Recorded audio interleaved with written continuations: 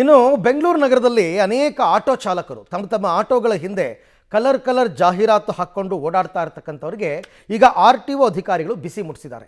500 ರೂಪಾಯಿಗೋ 1000 ರೂಪಾಯಿಗೋ ಆಸೆಗೆ ಅಂಟಿಸ್ಕೊಂಡು ಈ ರೀತಿ ಜಾಹೀರಾತುಗಳನ್ನ ಅಂಟಿಸ್ಕೊಂಡು ಓಡಾಡ್ತಾ ಇರ್ತಕ್ಕಂಥವ್ರು ಈಗ ಸಾವಿರಾರು ರೂಪಾಯಿ ಫೈನ್ ಕಟ್ಟುವಂತಾಗಿದೆ.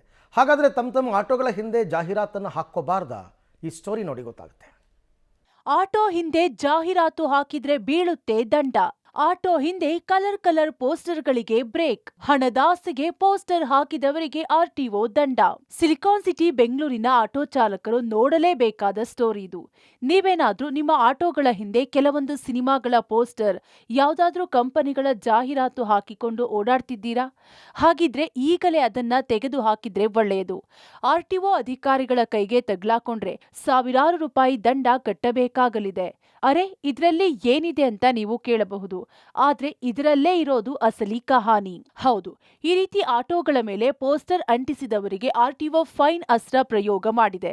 ಒಂದಲ್ಲ ಎರಡಲ್ಲ, ಬರೋಬ್ಬರಿ 5,000 ದಂಡ ಪ್ರಯೋಗ ಮಾಡಿರುವುದು ಆಟೋ ಚಾಲಕರ ಪಾಲಿಗೆ ಬಿಗ್ ಶಾಕ್ ಆಗಿದೆ. ಸಾರಿಗೆ ಇಲಾಖೆಯ ನಿಯಮದ ಪ್ರಕಾರ ಆಟೋದಲ್ಲಿ ಜಾಹೀರಾತು ಪ್ರದರ್ಶನ ಮಾಡೋದಕ್ಕೆ ವಾರ್ಷಿಕವಾಗಿ ಅನುಮತಿ ಪಡೆದಿರಬೇಕು.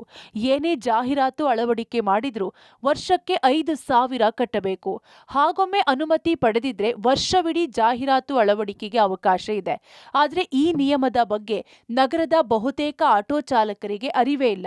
ಅನುಮತಿ ಪಡೆಯದೆ ಹಾಗೂ ಹಣದ ಆಸೆಗೆ ಆಟೋ ಹಿಂದೆ ಜಾಹೀರಾತು ಪೋಸ್ಟರ್ ಹಾಕಿಸಿ RTO ಫೈನ್ ಸುಳಿಯಲ್ಲಿ ಚಾಲಕರು ಸಿಲುಕಿಕೊಂಡಿದ್ದಾರೆ.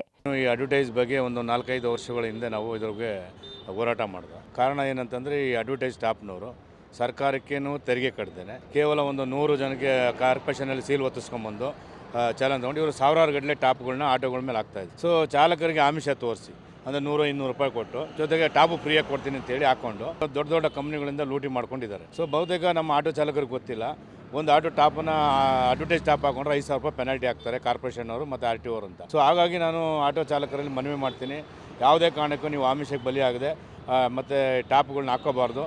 ಜೊತೆಗೆ ಇವತ್ತೇನೋ ಟಾಪ್ ಹಾಕೊಂಡ್ಬಂದ್ರೆ ಅಂಥ ಸಂದರ್ಭ ಒಂದು ನಮ್ಮ ಸಂಘ ಸಂಸ್ಥೆಗಳು ತಿಳಿಸಿದ್ರೆ ಅದನ್ನು ಪೊಲೀಸರಿಗೆ ಕೊಟ್ಟು ಅದನ್ನು ಸೀಜ್ ಮಾಡೋ ಕೆಲಸ ಮಾಡೋಣ ಅಂತೇಳಿ ಈ ಸಂದರ್ಭ ಒತ್ತಾಯ ಮಾಡಿ.